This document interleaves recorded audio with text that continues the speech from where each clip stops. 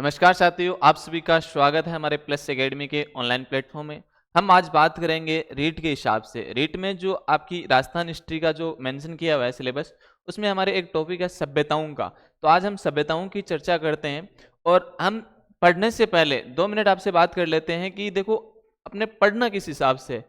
अपन को ये जो अब डेली हम पढ़ेंगे, इसको अपने को घर जाने के बाद में या इसे क्लास के बाद में याद नहीं करना है, हमें तुरंत का तुरंत याद करना है। ताकि जिस प्रकार से हम याद करेंगे ना, आप देखो सभ्यताएं थोड़ी सी है तो कठिन, लेकिन हम चीजों को इस प्रकार से पढ़ेंगे कि पहले तो इन्हें अच्छी तरीके से पढ़ लेंगे, 2-3 बार हम क्लास में रिवाइज कर लेंगे और फिर एक बार आप क्लास लेने के बाद में इन्हें रिवाइज कर लेना।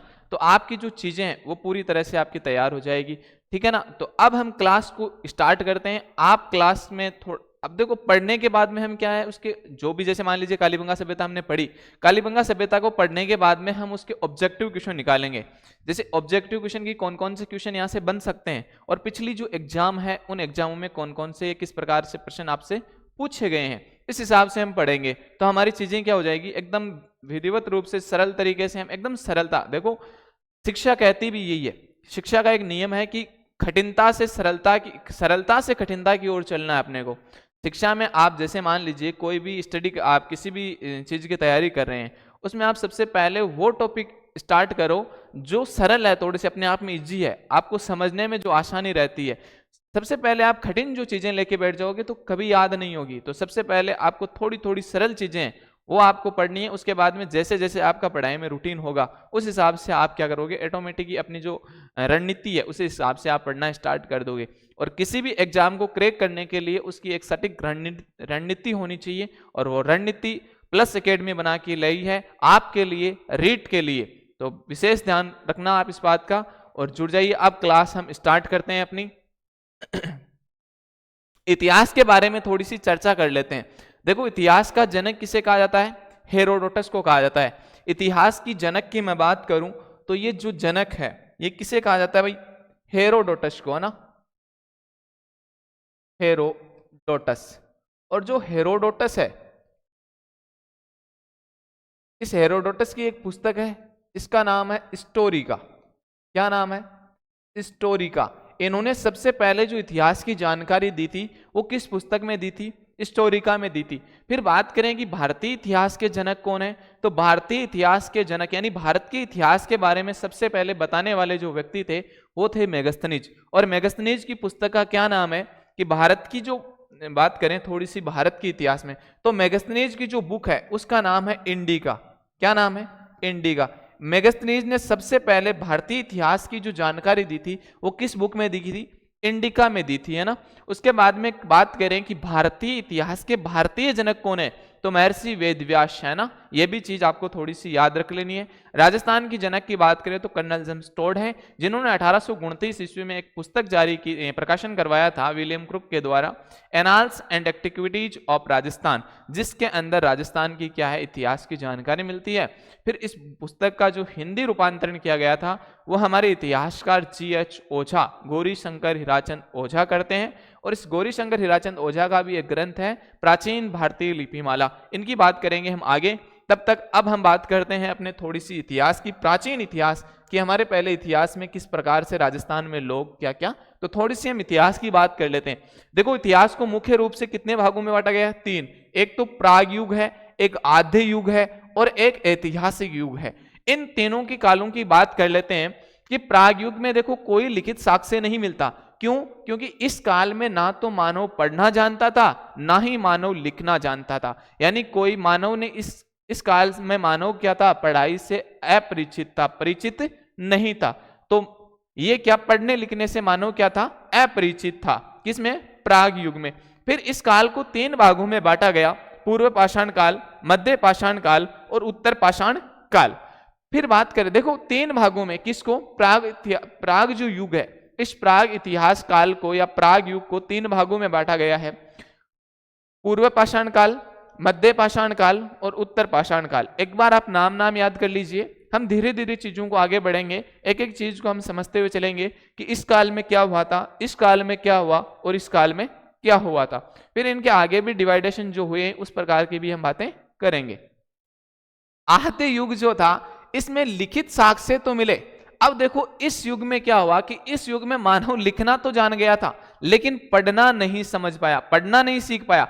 लिखना तो समझ गया, जैसे मान लीजिए हम छोटा बच्चा होता है, उसे स्कूल में भेजते हैं, तो स्कूल में भेजते हैं तो उसके पास में जो पाठी होती है उस पर वो लिखता है, तो लिखता तो है, पर ना तो हमें उसको पता कि हमने इस पे क्या लिखा है, और ना ही उस मास्टर को पता कि इसने क्या लिखा है, और ना ही जब वो घर आता है तो जब वो घर आता है तो घर आने के बाद में जब हम देखते हैं उसकी पाठी, तो ना ही हमें समझ में आता है कि उसने क्या लिखा है। या तो वो जाने, और वो भी नहीं जानता, उसका तो वो ऊपर वाला ही जानता है कि उसने क्या लिखा है ना।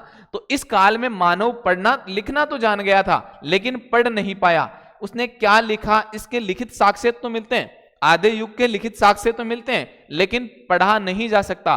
पढ़ने योग्य चीज जो लिपि थी उस लिपि में नहीं लिखा। एक इतिहासकार में मर गया था लेकिन पढ़ नहीं पाया, जिद कर ली थी उसने भाई साहब कि मैं पढ़ के रहूंगा, लेकिन मर गया लेकिन पढ़ नहीं पाया। किस काल के? आधे युग का जो इस युग के जो साक्ष्य हैं इनको पढ़ नहीं पाया था ना। ये युग हड़प्पा सभ्यता से लेकर 600 ईसा पूर्व तक का माना जाता है। कौन सा? आधे युग। फिर ऐतिहासिक युग की बात करें तो इस काल में मानव क्या करता है, पढ़ना भी जान गया था और लिखना भी जान गया था। यानी जो चीजें लिख रहा है उनको समझ में आ गई थी भाई क्या चीज लिख रहे हैं, और उनको पढ़ना भी सीख गया था। कौन? मानव। तो इस काल में मानव लिखना भी सीख गया और मानव क्या करता है, पढ़ना भी सीख गया। और जो इस युग के जो साक्ष्य मिले हैं, इन साक्ष्यों को हम क्या करते हैं, पढ़ भी सकते हैं ना, पढ़ा गया है। तो ये चीज इतनी ध्यान में रही। सबसे पहले हमने अभी तक क्या बात की कि जो इतिहास है, इतिहास को कितने खंडों में बांटा गया है? तीन काल खंडों में बांटा गया है। पहला प्राग युग, दूसरा आदि युग, तीसरा ऐतिहासिक युग, है ना।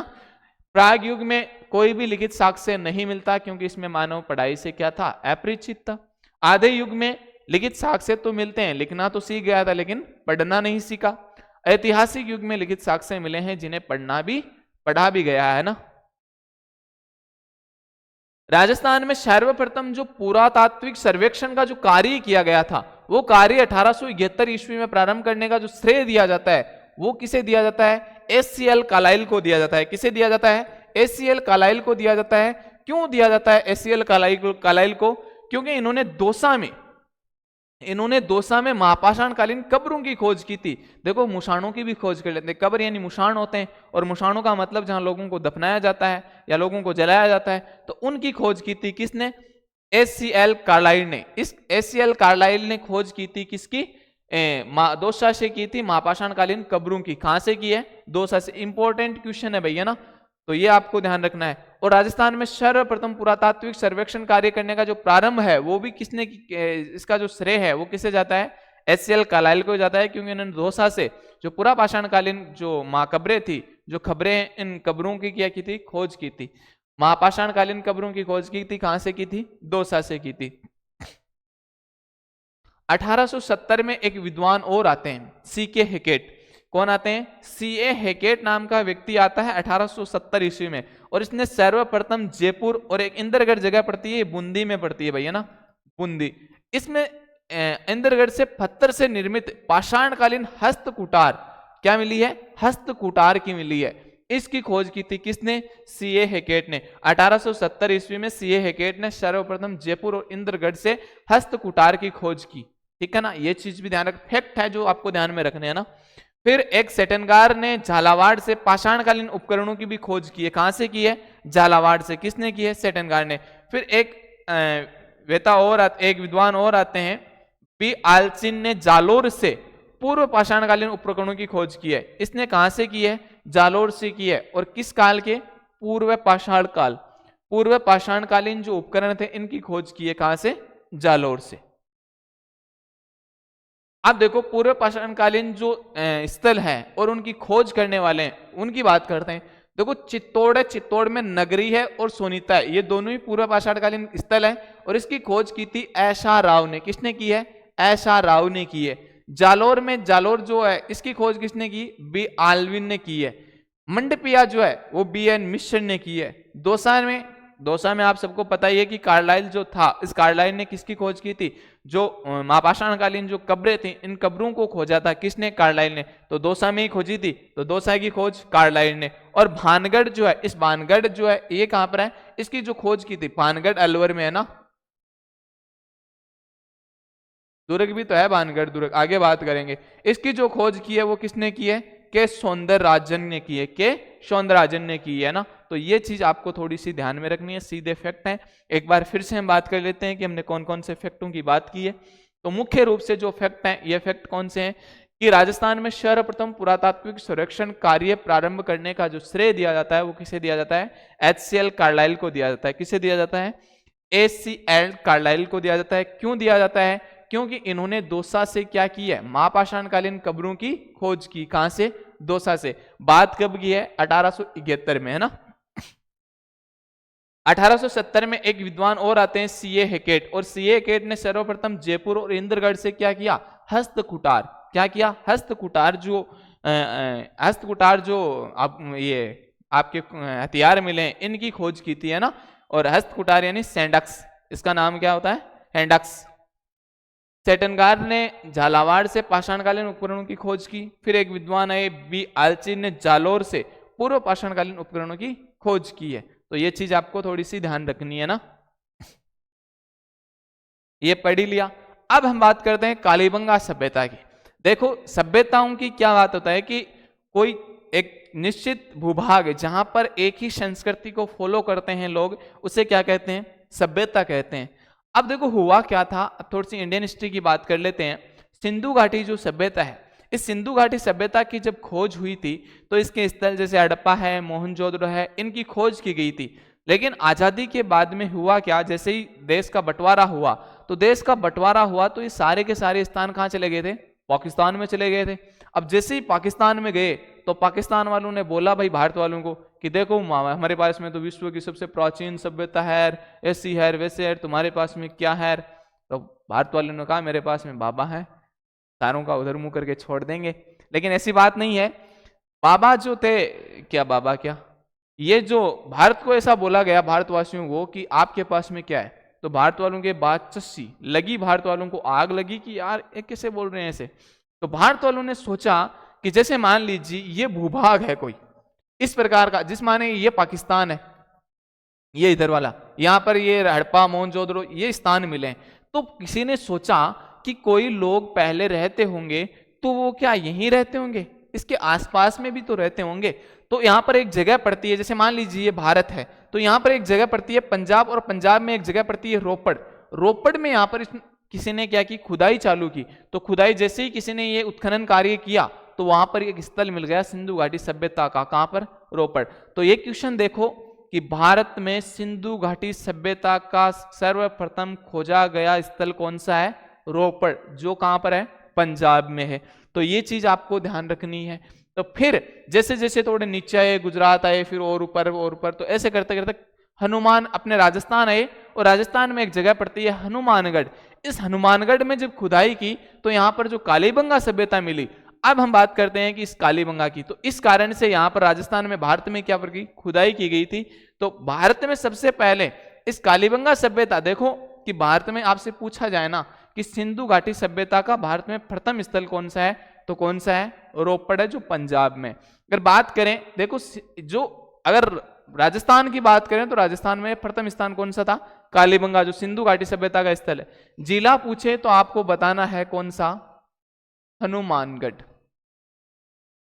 कालीबंगा सभ्यता कहां पर है? हनुमानगढ़ में। नदी कौन सी है? घग्गर। कौन सी नदी है? घग्गर। खोज किसने की थी? 1951-52 में अमलानंद घोष करता है। कौन करता है? अमलानंद घोष करता है ना। और करता कब है? 1951-52 में। ऑप्शन के अकॉर्डिंग आपको आंसर करना है। ऑप्शन में अगर 1951 आए तो 51 कर देना, ऑप्शन में 1952 आए तो 1952 कर देना। लेकिन दोनों आपको एक साथ में नहीं पूछे जाएंगे, ये चीज भी आपको ध्यान रखना है ना। चलो, घग्गर नदी के बाएं तट पर है। यह भी देखो कई बार एग्जाम में पूछा जाता है कि घग्गर नदी के कौन से तट पर है, तो घग्गर नदी के बाएं तट पर है कालीबंगा सभ्यता, है ना। अब देखो कालीबंगा जो है, एक काली का मतलब क्या होता है? काला होता है। काली का मतलब क्या होता है? काला। और इस बंगा का मतलब क्या होता है? चूड़ियां होता है। क्या होता है? चूड़ियां होता है ना। तो काले रंग की चूड़ियां, इसका क्या होता है? शाब्दिक अर्थ होता है। जैसे मान लीजिए बंगा जो मुख्य रूप से वो पंजाबी भाषा का शब्द है, लेकिन क्या पंजाबी भाषा का ही इसमें चूड़ियां बोली जाती है? हमारे राजस्थान में भी तो बंगड़ी बोलते हैं ना, राजस्थान में भी तो चूड़ियों को बंगड़ी बोलते हैं, गुजरात में भी तो बोलते हैं, और इंग्लिश में भी तो ये चूड़ियों कंगन को क्या बोलते हैं, आपको पता है? तो इस प्रकार से जो मुख्यतः पहले प्राचीन समय में या पहले जो मान लीजिए इस जो ये चूड़ियां है, इन चूड़ियों को क्या बोलते हैं? बंगा। लगभग सेम सा शब्द मिलता है, लेकिन मुख्य रूप से पंजाबी भाषा का शब्द है ना। हनुमानगढ़ जिले के दक्षिण पश्चिम में सभ्यता क्या हुई है? विकसित हुई है। इसका उत्खनन कार्य 1961-62 में कौन करता है? आरसी अग्रवाल करता है। कौन करता? देखो 1961-62 में, आरसी अग्रवाल नहीं भाई। इसका उत्खनन जो कार्य है 1961-62 में करते हैं कौन? एक तो बीबी लाल है, एक बीके थापर है, एक एमडी खर्रे हैं, एक जेपी जोशी है, और एक के एम श्रीवास्तव है। एक कौन है? के एम श्रीवास्तव। देखो BB Lal, BK Thapar, MD Khare, JP Joshi और के एम श्रीवास्तव, इन लोगों ने क्या किया? इसका उत्खनन किया। उत्खनन देखो, खोज, हमने बात की है खोज की, तो खोज किसने की? अमलानंद घोष ने की है। खोज में और उत्खनन में फर्क होता है। खोज का मतलब क्या होता है? जैसे मान लीजिए सर्वप्रथम बताया गया, सर्वप्रथम किसी व्यक्ति ने बताया कि यहां पर ऐसी चीजें मिल सकती है, तो वो व्यक्ति कौन था? अमलानंद घोष। फिर वहां पे कस्सी लेकर लगा कि देखते हैं क्या मिलता है या नहीं मिलता है, तो वहां पर जो खोदा यानी खुदाई का जो कार्य किया गया था वो किसके द्वारा किया गया था? मुख्य रूप से ये दो व्यक्ति थे, और ये जो अन्य व्यक्ति है ये इनके क्या थे? सहायक व्यक्ति थे, यानी सहायता करने वाले थे। तो मुख्य रूप से तो बीबी लाल और बीके थापर ही हैं। पहले की एग्जाम में तो नाम यही आते थे, लेकिन आजकल जो ट्रेंडिंग में क्वेश्चन चल रहे हैं वो इनमें भी आपसे पूछा जाता है, तो इनके नाम देखकर एक का नाम नहीं देगा और पूछा जाएगा कि कौन सा व्यक्ति कालीबंगा सभ्यता के उत्खनन से संबंधित नहीं है, तो आपको वहां पर देखना है कि कौन सा है या नहीं है, तो इस हिसाब से आपको आंसर करना है। अब देखो जो उत्खनन कालीबंगा सभ्यता है, इस कालीबंगा सभ्यता के जो उत्खनन का जो जिम्मा दिया गया था वो दिया गया था भारतीय पुरातत्व सर्वेक्षण विभाग नई दिल्ली को। किसे दिया गया था? भारतीय पुरातत्व सर्वेक्षण विभाग कौन सा? नई दिल्ली को दिया गया था। किसका जिम्मा? इस कालीबंगा सभ्यता का जो उत्खनन हुआ था इसका जिम्मा दिया गया था।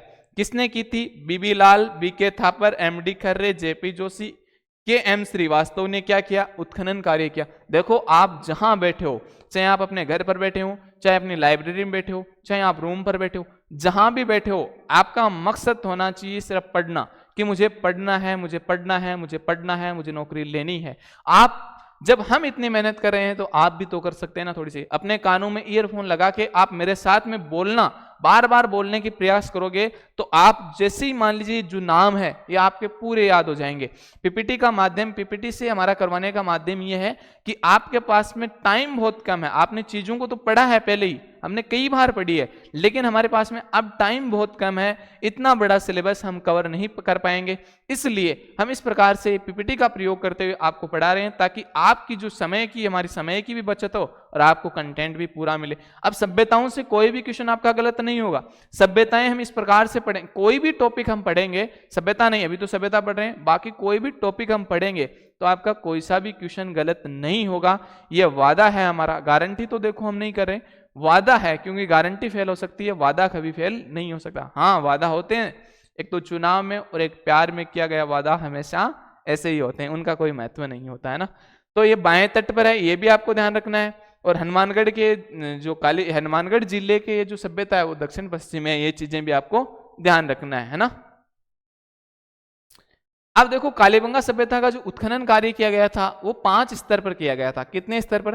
5 स्तर पर किया गया था। प्रथम 2 स्तर है, ये प्राक हड़प्पा है। प्राक हड़प्पा का मतलब जो हड़प्पा सभ्यता है उस हड़प्पा से भी पहले के लोग, यानी पहले के अवशेष यहाँ पर मिले हैं, तो इससे पता चलता है कि हड़प्पा से पहले भी लोग यहाँ पर रहते हैं। यानी प्राग हड़प्पा यानी हड़प्पा से पहले, हड़प्पा से पहले, ठीक है ना।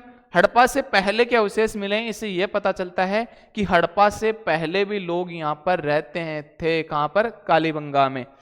3 जो स्थल है, ये 3 स्थल हड़प्पा कालीन व उत्तरोत्तर हड़प्पा कालीन, यानी हड़प्पा कालीन के समकालीन, हड़प्पा के समकालीन की बात की है कि हड़प्पा जो सभ्यता है उस टाइम पर यहां पर भी लोग रहते थे। जिस प्रकार हड़प्पा में लोग रहते थे ना, उसी प्रकार से यहाँ पर भी लोग रहते थे। 5 किलोमीटर दूरी पर फैला हुआ ये जो स्थल है, ये जब इसकी खुदाई की गई तो यहाँ पर पता चला कि यहाँ पर जो लोग थे वो लोग इस प्रकार से, मतलब एकदम सुव्यवस्थित नगर थे, यहाँ पर सुव्यवस्थित नालियां थी, यहाँ पर अलग से कमरे थे, यहाँ पर अलग से किचन था, यहाँ पर रसोई घर था। तो ये सारी चीजें यहाँ पर मिली थी। तो ऐसा पता चलता है कि यहाँ पर लोग बहुत पहले से ही रह रहे होंगे ना। लेकिन कई बार हमें ऐसे सोचते, पहले हमें ये पता नहीं था, जब ये सभ्यताएं नहीं मिली थी तब हम सोचते थे कि हमें मानव जीवन की उत्पत्ति के जो अवशेष मिले वो ऋग्वेद से हम मानते थे। लेकिन जब ऋग्वेद से भी पुराने टाइम पर यहाँ पर क्या होते थे, लोग रहते थे ना। कालीबंगा जो सभ्यता है ये भारत का तीसरा सबसे बड़ा स्थल है। दो, पहला कौन सा है, एक तो आपका हड़प्पा है, कौन सा है, हड़प्पा, और एक कौन सा आपका मोहनजोदड़ो, कौन सा है, मोहनजोदड़ो, है ना। तो ये आपके दो बड़े स्थल हैं। इसके बाद में तीसरा स्थल जो मिला वो कालीबंगा है, जो राजस्थान में मिला। और इस कालीबंगा को सिंधु घाटी सभ्यता की तीसरी राजधानी भी कहा गया है। क्यों? क्योंकि ये कालीबंगा जो स्थल है, ये कालीबंगा स्थल जो सिंधु घाटी सभ्यता का तीसरा सबसे बड़ा स्थल है, इसलिए इसे सिंधु घाटी सभ्यता की राजधानी किसने कही है, दशरथ शर्मा ने कही है। और कौन सी राजधानी, तीसरी, क्योंकि हड़प्पा और मोहनजोदड़ो जो है वो कहां चले गए थे, पाकिस्तान में चले गए। और पाकिस्तान में जाने के बाद में जो राजस्थान में खोजा गया, भारत में कौन सा मिला, तो ये मिला, है ना। ये ताम्र पाषाण कालीन है, यानी कांस्य युगीन सभ्यता स्थल है, जिसका काल है 3000 ईसा पूर्व से 1900 ईसा पूर्व है। और ये नगरीय सभ्यता है। कौन सी सभ्यता है, ये नगरीय सभ्यता है, ठीक है ना।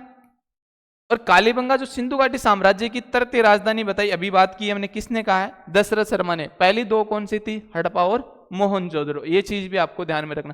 क्वेश्चन इस प्रकार से पूछा जाता है कि सिंधु घाटी सभ्यता को, सॉरी, कालीबंगा को सिंधु घाटी सभ्यता की तीसरी राजधानी बताने वाले विद्वान का नाम तो क्या है, दशरथ शर्मा। ये चीज आपको ध्यान रखनी है ना। अब देखो यहां पर जो अवशेष मिले हैं वो अवशेष क्या क्या मिले हैं कि यहां पर दोहरे परकोटे के अवशेष मिले, यानी दो, एक तो जैसे गढ़ था, एक जैसे मकान था, उन दोनों के चारों ओर क्या मिली है, बाउंड्री मिली है आपको। यहां पर भूकंप के साक्ष्य, जब यहां पर खुदाई की गई थी तो खुदाई करने पर जो भवन मिले, उन भवनों के जो दीवारें थी, उन दीवारों में क्या थे, क्रैक थे, जिस कारण से ये पता लगाया गया, जिस कारण से अनुमान लगाया गया कि यहां पर क्या आया था, भूकंप आया गया था, है ना। और जूते हुए खेत, यानी यहाँ के जो लोग थे वो क्या करते थे, खेती करते थे। अब खेती करते थे तो मतलब कौन किस जो फसल बोते थे, तो यहाँ पर कौन कौन सी फसलों के अवशेष मिले, यहाँ पर गेहूं के मिले, जौ के मिले, चना के मिले, बाजरा के मिले और कपास, यानी इन फसलों के क्या मिले, अवशेष मिले। और यह भी अवशेष मिले हैं, इस प्रकार का अनुमान भी लगाया गया है कि ये जो लोग थे इस प्रकार की, जी मान लीजिए फसल करते थे, ये मान लीजिए खेत है, पहले तो इसको इस प्रकार से बो देते, फिर इसको इस प्रकार से और बो देते। तो यहां पर जो दोहरी फसलें हैं, इस दोहरी फसलों के भी क्या मिले हैं, प्रमाण, दोहरी फसलों के प्रमाण मिले हैं ना। तो ये चीज भी आपको थोड़ी सी ध्यान रखनी है। ऊंट की अस्थियां मिली यहां पर, मिट्टी के खिलौने मिले यहां पर, बैलगाड़ी के अवशेष मिले यहां पर, 6 छेदयुक्त बालक की खोपड़ी मिली है, जिससे यह अनुमान लगाया जाता था कि मान लीजिए पहले के जो लोग थे वो ऑपरेशन भी करना जानते थे। आज तो देखो ऑपरेशन नॉर्मल है, लेकिन पहले अगर हम बात करें 10 साल पुरानी बात करो, किसी के गांव में अगर बच्चा भी ऑपरेशन से होता है तो हम कहते ऑपरेशन से हुआ है, मुंह उतर जाता लोगों को, है ना। तो ऑपरेशन से इसका मतलब क्या है कि 6 छेदयुक्त, यानी जो शल्य चिकित्सा है, यहाँ के जो लोग थे वो शल्य चिकित्सा के बारे में भी जानते थे, यानी ऑपरेशन करना भी यहाँ के लोग जानते थे। 7 अग्निवेदिकाएं के प्रमाण मिले हैं। देखो 7 अग्निवेदिकाओं, अग्निवेदिकाओं का मतलब जैसे मान लीजिए कोई चूल्हा होगा, जैसे किसी की शादी करते हैं तो जो चौंरी जलाते हैं ना, उसका मान लीजिए, अब देखो वो चौंरी तो एक ही बार जलती है, आगे समझ गए होंगे, वो आदमी हमेशा जलता है, तो चौंरी की मिला है। इसके बाद में जैसे मान लीजिए कोई हवन कुंड है, इस प्रकार की कितनी वेदिकाएं मिली है, ऐसे 7 वेदिकाएं मिली है। कितनी, 7 वेदिकाएं मिली है। लाल रंग के मृदभांड मिले जो, जिन पर काले व सफेद रंग की धारियां हैं, किन पे, कि लाल रंग के मृदभांड कहां से मिले, ये क्वेश्चन बड़ा ट्रेंडिंग में है कि लाल रंग के मृदभांड कहां से मिले हैं, तो कालीबंगा से मिले हैं, जिन पर काले रंग की व सफेद रंग की धारियां है ना, अब देखो यहां से एक व्याघ्र अंकन बेलनाकार मोहर मिली है, बेलनाकार मोहर मिली है जो मेसोपोटामिया की बताई जाती है। और इससे यहाँ के जो लोग थे, इन लोगों ने अनुमान लगाया कि जो कालीबंगा सभ्यता है, इस कालीबंगा सभ्यता के जो लोग थे वो मेसोपोटामिया से क्या करते थे, व्यापार करते थे। तो इतिहासकार थे, उन्होंने संबंध बता दिया, तो अनुमान लगा लिया। यहाँ के जो भवन थे वो भवन कच्चे ईंटों का प्रयोग से बनाए गए थे, यानी भवन जो थे, भवन निर्माण में कच्चे ईंटों का प्रयोग किया गया। किसमें? कालीबंगा सभ्यता में।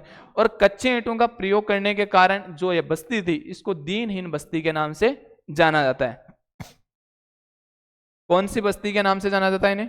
इसे दीनहीन बस्ती के नाम से जाना जाता है। तो ये चीज आपको थोड़ी सी ध्यान रखनी है ना।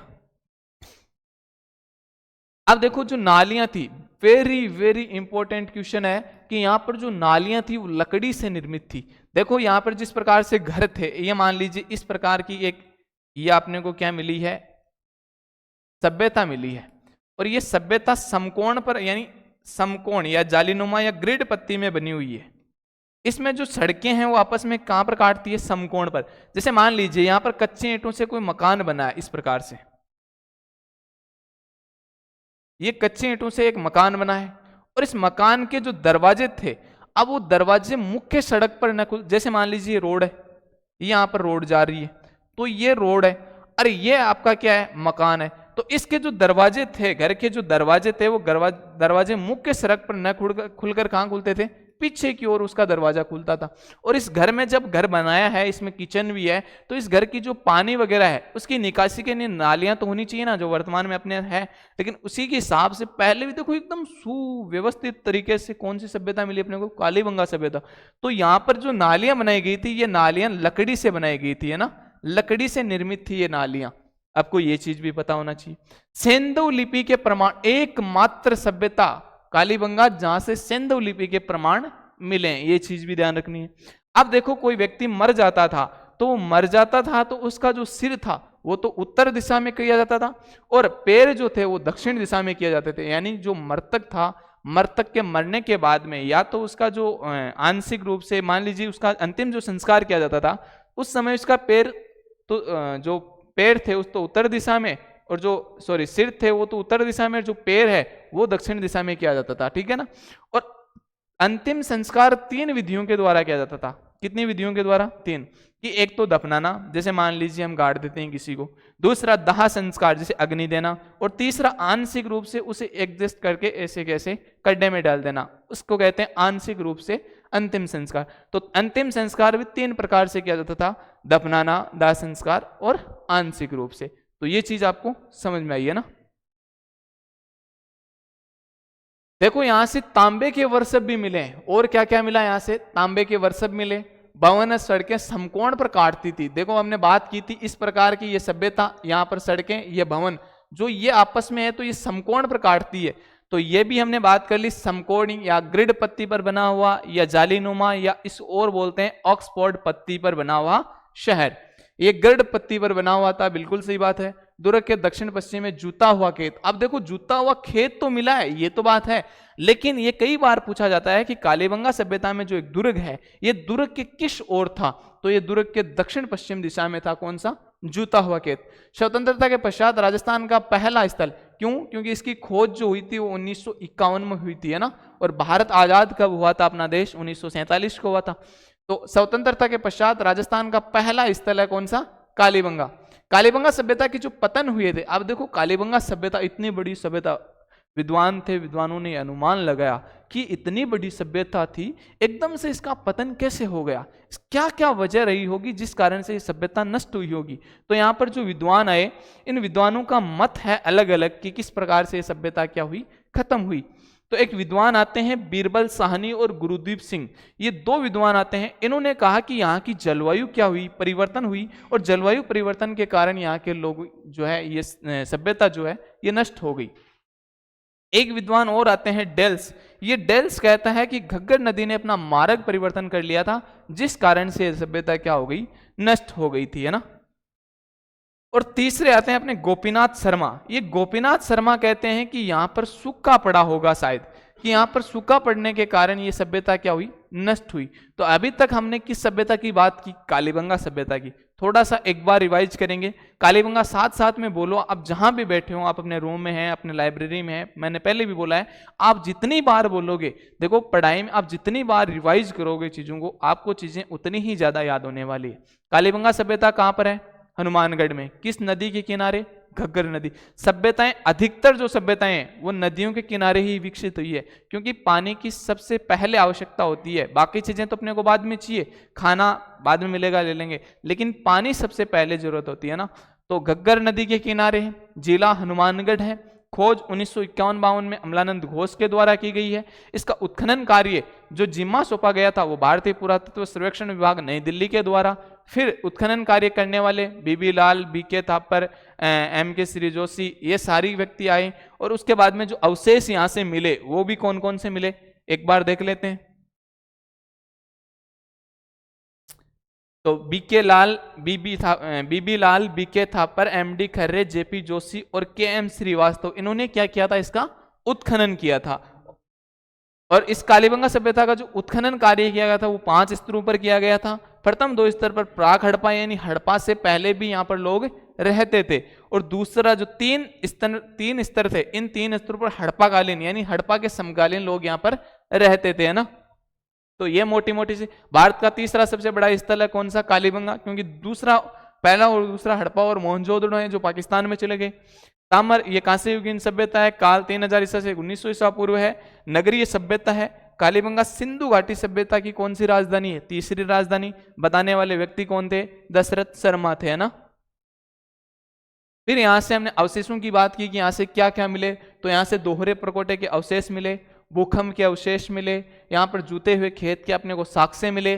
फसल उगाते थे यहाँ पर, क्योंकि खेत को बोया है तो फसल तो करेंगे। तो कौन कौन सी फसल? गेहूं, जोहो, चना, बाजरा, कपास। ऊंट की अस्थियां, खिलौने, बैलगाड़ी के अवशेष मिले। 6 छेद युक्त बालक की एक खोपड़ी मिली, जिस कारण से पता लगाया गया कि यहाँ के लोग क्या करते थे? शल्य चिकित्साएं के जानकार थे। यहाँ से 7 अग्निवेदिकाएं मिली। लाल रंग के मृदभांड मिले, जिनपे काले व सफेद रंग की धारियां थी। और मेसोपोटामिया की एक व्याघ्र अंकन बेलनाकार मोहर मिली, जिससे अनुमान लगाया गया कि यहाँ के लोग जो थे वो मेसोपोटामिया के साथ में क्या करते थे? व्यापार करते थे। तो ये जो मकान थे वो कच्चे ईंटों से निर्मित थे, इसलिए इसे दीनहीन बस्ती कहा जाता है। अंतिम संस्कार की ये 3 प्रणालियां, नालियां लकड़ी से निर्मित थी। सेंधव लिपि के प्रमाण एकमात्र यहां से मिले हैं। अब देखो कुछ क्वेश्चन कि कालीबंगा से किस प्रकार के क्वेश्चन आपसे पूछे जा सकते हैं ना। तो साथ साथ में हम ऐसे क्वेश्चनों को भी देखेंगे कि आपसे किस प्रकार के क्वेश्चन पूछे जा सकते हैं। तो देखो पहला क्वेश्चन है कि सर्वप्रथम राजस्थान में कहां से पूर्व पाषाण कालीन हस्त कुठार कुल्हाड़ी खोज निकाली थी, यानी हस्त कुल्हाड़ी जो खोज है उसकी सबसे पहले वो कहां मिली थी? तो हमने बात की थी कि जयपुर और इंद्रगढ़ जो है, यहां से जयपुर जो इंद्रगढ़ है यहां से क्या मिली थी? हस्त कुल्हाड़ी मिली थी। और ये जो इंद्रगढ़ है ये कहां पर आपका? बूंदी में आता है। कहां पर है? बूंदी में। तो इस प्रकार से आपसे प्रश्न पूछे जाएंगे। निम्नलिखित में से किसके साक्ष्य कालीबंगा के पूरा स्थल के उत्खनन के प्राप्त नहीं है, पूरा उत्खनन से प्राप्त नहीं है? तो हमने बात की थी फसलों की, तो गेहूं भी मिला है, बाजरा भी मिला है और हाथी दांत की कंघी भी यहां पर मिली है। लेकिन जो चावल है, ये चावल यहां पर नहीं मिला है। तो ये चावल यहाँ पर क्या होगा? राइट आंसर होगा आपका ना। तो इस प्रकार से आपसे प्रश्न पूछे जाएंगे। निम्नलिखित में से सही सुमेलित नहीं है। देखो आपसे अब सही सुमेलित इस प्रकार से सभ्यताओं के आपको ये देखना है कि सभ्यताओं के प्रश्न किस प्रकार से आपसे पूछे जा सकते हैं। तो जितने भी प्रश्न पूछे जाएंगे हम आपको इसके बाद में आपको एकदम अलग से एमसीक्यू लेकर आएंगे। प्लस एकेडमी आपके लिए बहुत मेहनत करेगी साथियों, आपको खुद को भी मेहनत करनी है। तो कालीबंगा जो है ये चूरू में नहीं है, ये कहां पर है? हनुमानगढ़ में है। कहां पर है? हनुमानगढ़ में, है ना। तो ये गलत हो जाएगा। तो राइट आंसर क्या हो जाएगा आपका? ये। सेंधव सभ्यता के किस स्थल से जूते हुए खेत के प्रमाण मिले हैं? तो आपको पता है अभी अभी हमने बात की है कहां से? कालीबंगा से। निम्नलिखित में से कौन कालीबंगा के उत्खनन से संबंधित नहीं है? तो कौन नहीं है? एमडी खर्रे है, बीबी लाल है, बीके थापर है, ये पीजी लाल नहीं है। कौन नहीं है? पीजी लाल। तो इस प्रकार से आपसे प्रश्न बनने वाले हैं, बिल्कुल सरल सरल आपसे प्रश्न बनेंगे जो आपको करने हैं ना। चलो अगली सभ्यता की ओर बात करते हैं, अहाड़ सभ्यता। कौन सी सभ्यता? अहाड़ सभ्यता। अहाड़ जो है वो कहां पर है? उदयपुर में है। कौन से जिले में है? उदयपुर जिले में है। नदी की बात करूं तो नदी कौन सी हो जाएगी? आयड हो जाएगी, आयड ना आए तो कौन सी कर देना आपको, बेडच कर देना, और बेडच भी ना आए तो कौन सी कर देना मित्रों, बनास कर देना, क्योंकि इसे बनास संस्कृति का स्थल भी कहा जाता है। ताम्र नगरी, ताम्र युगीन नगरी, इसे कहा जाता है ताम्र संचयी नगरी, ताम्र युगीन नगरी है ना।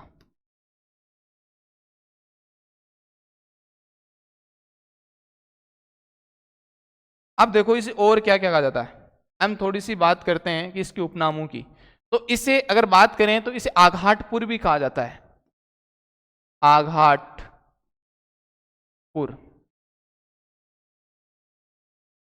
इसे आघाट दुर्ग कहा जाता है, आघाट दुर्ग, इसे बनास संस्कृति का स्थल भी कहा जाता है, बनास संस्कृति का स्थल।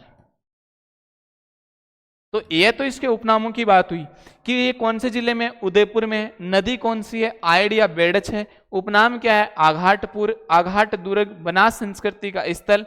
इसकी सर्वप्रथम जो उत्खनन किया गया था वो यहाँ पर एक टीला था, धूलकोट, कौन सा, धूलकोट। देखो धूल यानी क्या होती है, माटी होती है, धूल यानी क्या होती है, माटी, और टीला यानी क्या होता है, टीला, कोट यानी क्या होता है, टीला होता है। तो सबसे पहले जिस टीला का उत्खनन किया गया था वो टीला कौन सा है, धूलकोट है। तो ये धूलकोट का उत्खनन किया गया था और इसकी खोज जो की गई थी 1953 में करते हैं कौन, अक्षय कीर्ति व्यास, एक व्यक्ति आते हैं यहां पर, अक्षय कीर्ति व्यास। इस अक्षय कीर्ति व्यास के द्वारा किसकी खोज की जाती है, आहड़ सभ्यता की, कि सबसे पहले इस अक्षय कीर्ति व्यास के द्वारा बताया गया था कि यहाँ पर भी एक सभ्यता है। खोज करने का मतलब क्या होता है कि सर्वप्रथम उस चीज के बारे में बताना कि यहाँ पर ऐसा ऐसा है। फिर उत्खनन का मतलब क्या होता है कि वहां पर सबसे पहले जो भी व्यक्ति कस्सी लेकर खुदाई करता है, जहां से फिर चीजें मिलना स्टार्ट होती है, उसे बोलते हैं उत्खनन, यानी खुदाई करने वाला उत्खनन। सर्वप्रथम बताने वाला जो व्यक्ति है उसे हम बोलते हैं खोजकर्ता। तो यहाँ पर आपको कंफ्यूज नहीं होना ना। अब उत्खनन कार्य में देखो दो जो संगठन आए थे, एक तो डेक्कन विश्वविद्यालय पुणे जो महाराष्ट्र में है, और एक मेलबोर्न विश्वविद्यालय ऑस्ट्रेलिया। अब प्रश्न वर्तमान में जो बन रहे वो इनसे नहीं बन रहे, वो व्यक्तियों से प्रश्न बन रहे हैं ना।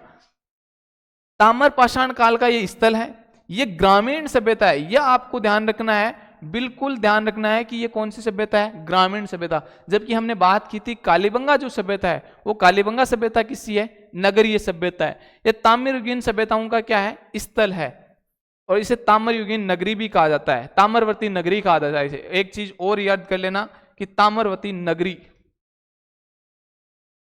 ताम्रवती नगरी इसे कहा जाता है, इस आहड़ को कहा जाता है। और ताम्रयुगीन सभ्यताओं की जननी किसे कहा जाता है, ताम्र संचयी सभ्यताओं की जननी किसे कहा जाता है, वो कहा जाता है गणेश्वर को। तो कंफ्यूज नहीं होता है, ताम्रवर्ती नगरी तो किसे कहा जाता है, आहड़ को कहा जाता है, और ताम्रयुगीन सभ्यताओं की जननी किसे कहा जाता है, गणेश्वर को कहा जाता है। यहां पर बिल्कुल भी आपको कंफ्यूज नहीं होना है ना। अब देखो उत्खननकर्ता जो है वो 1955-56 में एक व्यक्ति आते हैं, आर.सी. अग्रवाल। कौन है, आर.सी. अग्रवाल, रतन चंद्र अग्रवाल। आरसी का पूरा नाम क्या है, रतन चंद्र अग्रवाल। वो 1955-56 में उत्खनन करते हैं, लेकिन उसके बाद में व्यापक स्तर पर यानी व्यापक और ज्यादा उत्खनन कार्य किया गया था 1961 में, और वो किसके द्वारा किया गया था, एच.डी. सांखलिया मुख्य रूप से था। फिर इनका सहयोग करता है एक तो वी.एन. मिश्र और एक पी.एल. चक्रवर्ती। लेकिन ज्यादातर जो प्रश्न आता है वो किससे आता है, एच.डी. सांखलिया से आता है कि एच.डी. सांखलिया कि आहड़ सभ्यता का व्यापक स्तर पर उत्खनन किया गया था, वो किसके द्वारा किया गया था, तो एच.डी. सांखलिया के द्वारा किया गया था। ये चीज आपको ध्यान रखनी है। कब किया गया था, 1961 में किया गया था। यानी इसने व्यापक स्तर पर क्या की, यहाँ पर खुदाई की, और ये बहुत जगह आएगा। ये आर.सी. अग्रवाल नहीं, ये तो सब में आएगा लगभग। ये तो ऐसा लगता है कि कस्सी शायद यहाँ पर रखता होगा कि चलो चलो किधर खुदाई करनी है, चलो वहीं चलते हैं।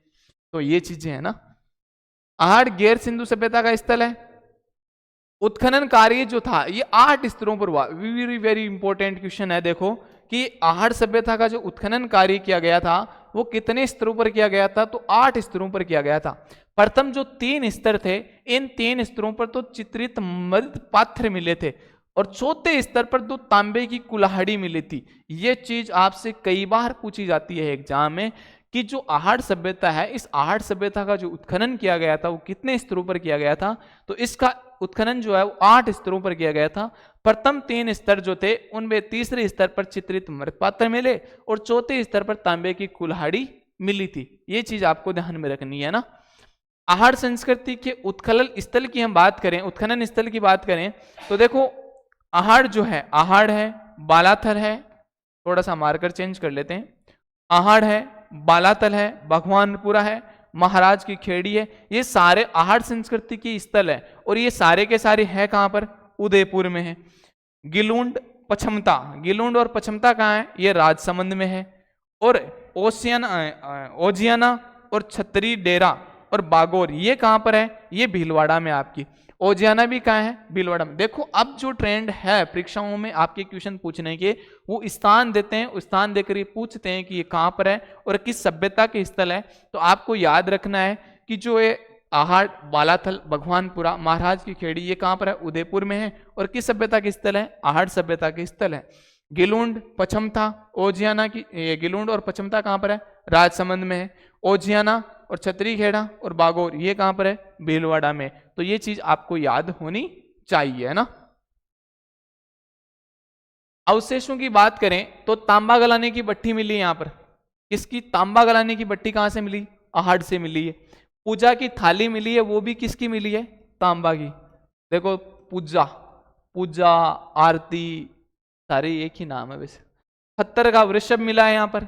6 तांबे की मुद्रा मिली है जो यूनानी शासकों की बताई जाती है कि यहाँ पर 6 शासकों की क्या मिली है, 6 तांबे की मुद्रा मिली है जो यूनानी शासकों की बताई है।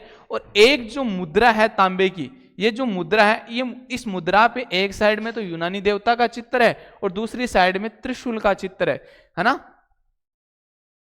यहां पर इस कारण से यूनानियों की मुद्रा मिली है। तो इस मुद्रा के मिलने से जो इतिहासकार थे हमारे बड़े जोर के थे, इन्होंने ये अनुमान लगा लिया और ये कह दिया कि यूनानियों के साथ में इनका क्या था, व्यापारिक संबंध था। क्या था मित्रों, व्यापारिक संबंध था। और 6 चूल्हों के प्रमाण मिले यहां पर, कितने चूल्हों के, 6 चूल्हों के प्रमाण मिले हैं। रंगाई छपाई जो होती थी उसके भी अवशेष मिले हैं और इसने यहाँ पर अवशेष मिले, इस आधार पर यह कहा है कि जो रंगाई छपाई का जो कार्य होता था वो ठप्पों से होता था। किससे होता था, ठप्पों से होता था। तो ठप्पों से रंगाई छपाई का जो कार्य होता था वो कहां से होता था, आहड़ से होता है ना, कहां से, आहड़ से। और भवन निर्माण, भवन निर्माण में पत्थर तथा धूप से पकी ईंटों का प्रयोग होता है। लाल काले, अब देखो इसमें जो पत्थर भवनों का जो निर्माण किया गया था उसमें पत्थर और धूप से पक्की ईंटों का प्रयोग किया गया भैया ना। लाल काले मृदभांड, ये क्वेश्चन भी वेरी वेरी इंपॉर्टेंट है। लाल काले मृदभांड, यहां पर जो फसल मिली है उस फसल के साग से कौन से मिले हैं, चावल की फसल के साग से मिले हैं यहां पर। यहां से सिलबट्टा, जो मिर्ची बांटने का जो बाटा होता है ना, पहले जो हमारी दादी माँ जो बांटती थी है ना बाटा, जिसपे मिर्ची, तो वो मिर्ची बांटने का बाटा, इसको बोलते हैं सिलबट्टा। अनाज रखने के पात्र है जिन्हें गोरे और कोठे कहते हैं। ये मिट्टी के बने होते थे भाई, मिट्टी के बने बर्तन। अब मिट्टी के बने बर्तन कौन से होते हैं, गोरे और कोठे, जिन्हें क्या कहते हैं, जो अनाज रखने के पात्र थे और इन्हें क्या कहते हैं, गोरे और कोठे कहा जाता है। जो किसके बने होते हैं, मिट्टी के। चक्करकूप प्रणाली, चक्करकूप का मतलब क्या था, जो बरसात वगैरह होती थी तो बरसात का जो पानी था जो छत से नाले के द्वारा जो नीचे आता है, तो ये वहां पर गड्ढा करके उस पानी को एकत्रित करते थे। हम आज भी नहीं कर रहे। और ये प्राचीन समय में, कितने प्राचीन, कितने पुराने टाइम की बातें हैं, तब से ये लोग क्या करते हैं, उस पानी को इकट्ठा करते हैं ना। थोड़ी सी टफ है, फैक्ट इफेक्ट है, लेकिन अपने को याद करना है क्योंकि अपने को 2 नंबर का जुगाड़ करना है ताकि अपनी एग्जाम में जो प्रश्न आए वो गलत नहीं हो। और हम बार बार, मैं ये आपको दावा के साथ कह सकता हूं कि क्लास में ही याद करा दूंगा चीजें आपको। आप तो बस मेरे साथ में बोलो बार बार कि आपको बोलना है, क्लास के अंदर ही आपको चीजें याद करनी है। ये बर्डन लेके हमें जाना नहीं है कि अपने को बाद में तैयार कर लेंगे, साथ साथ में चीजें पढ़ेंगे, साथ साथ में चीजें याद हो जाएगी, है ना। इससे 2 नारी तथा 1 पुरुष की मूर्ति भी मिली है यहां से, है ना। किससे मिली है, आहड़ सभ्यता से मिली है। अब देखो आहड़ से कल परसों एक सीटी में प्रश्न आया था कि कौन से जो लोग, किस सभ्यता के लोग मृतकों को आभूषणों के साथ में दफनाते थे, मृतकों को आभूषणों के साथ, आभूषणों के साथ दफनाते थे। तो आपका जो आंसर है वो आंसर क्या हो जाएगा, आपका आहड़ हो जाएगा। ये आप नोट लगा के लिख लो, है ना, आहड़। कल परसों सीईटी में आया हुआ प्रश्न है कि कौन से सभ्यता के लोग जो थे वो मृतकों को आभूषणों के साथ में ही दफना देते थे, यानी आभूषण भी नहीं निकालते। और आज एक जो पिन जो आपकी एक कुछ भी होता है वो भी साथ नहीं जाने देते हैं ना, लेकिन ये लोग बड़े अच्छे थे कि आभूषणों के साथ में भी उसको दफना देते। तो एक बार हम पुनः एक बार आहड़ का रिवीजन कर लेते हैं कि आज हमने थोड़ी सी क्या चर्चा की थी आहड़ पे।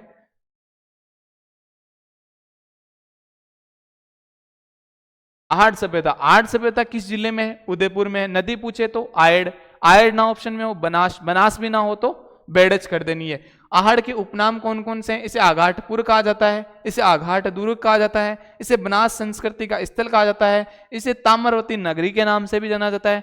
ताम्र संचय युगीन सभ्यताओं की जननी किसे कहते हैं, ये गणेश्वर को कहा जाता है, कंफ्यूज नहीं होता। सभ्यताओं की जो ताम्र युगीन सभ्यताओं की जननी है ये गणेश्वर को, और ताम्रवती नगरी किसे कहा जाता है, आहड़ को कहा जाता है। ये चीज ध्यान रखनी है ना। सर्वप्रथम उत्खनन कार्य धौलकोट का किया गया था, धौलकोट जो नाम का टिल्ला है, और किया कब था, 1953 में। किसने की थी इसकी खोज, अक्षय कीर्ति व्यास ने। उत्खनन का कार्य किसने किया था, तो यहाँ पर सर्वप्रथम आर.सी. अग्रवाल आते हैं 1955-56 में, इसके द्वारा। व्यापक स्तर पर कौन करता है, 1961 के अंदर एक व्यक्ति आते हैं एच.डी. सांकलिया मुख्य रूप से। फिर इनका सहयोग करने के लिए दो व्यक्ति और आते हैं, वी.एन. मिश्र और पी.एल. चक्रवर्ती। आहड़ गैर सिंधु सभ्यता का स्थल है। आहड़ संस्कृति के स्थलों की हमने बात कर ली कि आहड़, बालातल, भगवानपुरा, महाराज की खेड़ी, ये कहाँ पर है, उदयपुर में है। गिलुंड, पचमता, ये कहाँ पर है, ये राजसमंद में है। ओजियाना, छतरी खेड़ा, बागोर, ये कहाँ पर है, भीलवाड़ा में। बागोर तो एक सभ्यता खुद भी है, भीलवाड़ा में, मेजा नदी के तट पर, जिसपे कोठारी नदी पे है और इसपे मेजा बांध बना है ना। आहड़ से जो अवशेष मिले, तांबा गलाने की भट्टी मिली है, यहाँ से पूजा की थाली मिली है जो तांबा की थी, पत्थर के वर्षभ मिले हैं, 6 तांबे की यूनानी मुद्राएं मिली है। एक तांबे की जो मुद्रा इनकी यूनानी शासकों की मिली, उस पर एक तरफ यूनानी देवता का चित्र है, दूसरी तरफ त्रिशूल का चित्र है। और इससे ये पता लगाया, अनुमान लगाया गया है कि यहाँ के जो शासक, यहाँ के जो लोग थे यूनानियों के साथ में व्यापार करते थे, यानी इनका आपस में मध्य व्यापारिक संबंध थे। 6 चूल्हों के प्रमाण मिले हैं। रंगाई छपाई ठप्पों से होती है। भवन निर्माण में पत्थर और धूप से पके ईंटों का प्रयोग करते हैं। और लाल काले मृदभांड भी यहाँ से प्राप्त हुए हैं। और यहाँ से जो फसल की जाती, वो फसल कौन सी थी, चावल की फसल थी, है ना। यहाँ से सिलबट्टा यानी मिर्ची बांटने का जो पत्थर था, बाटा था, वो भी मिला है। अनाज रखने के पात्र जो मिट्टी के बने होते हैं उसको क्या बोलते हैं, गोरे और कोठे बोल जाते हैं, वो मिलते हैं। और चक्करकूप प्रणाली यानी जो बरसात का पानी था उसको, जो छत वाला पानी, उसको एकत्रित करने के लिए ये जो नाला होता है उसके नीचे ही एक गड्ढा, बड़ा सा गड्ढा करके उस पानी को एकत्रित करते थे। और 2 नारी तथा 1 पुरुष की मूर्ति भी यहाँ से मिली है ना। तो साथियों आज के लिए इतना ही था। आपको सेशन कैसा लगा, क्लास कैसी लगी, चीजें याद हुई नहीं हुई, कितनी चीजें आपको समझ में आई, आप कमेंट करके जरूर बताना। और हम रोज इसी टाइम पर अपनी क्लास से लेकर आएंगे हिस्ट्री की, तो आप क्लास में जुड़ना अवश्य, जुड़े अवश्य, है ना, क्योंकि हमारी चीजें जो थी यहीं से तैयार हो जाएगी आपकी, आपको एक्स्ट्रा पढ़ने की आवश्यकता नहीं होगी। प्लस एकेडमी आपके लिए बहुत सारी मेहनत कर रही है और दिन प्रतिदिन नए नए आयामों के साथ में आपसे मुखाबित होगी। कौन सी, प्लस एकेडमी। तो प्लस एकेडमी के साथ में जुड़ जाइए और चैनल को कीजिए सब्सक्राइब, लाइक कीजिए वीडियो को, और अच्छा लगा है तो शेयर भी कीजिए ना जी। धन्यवाद।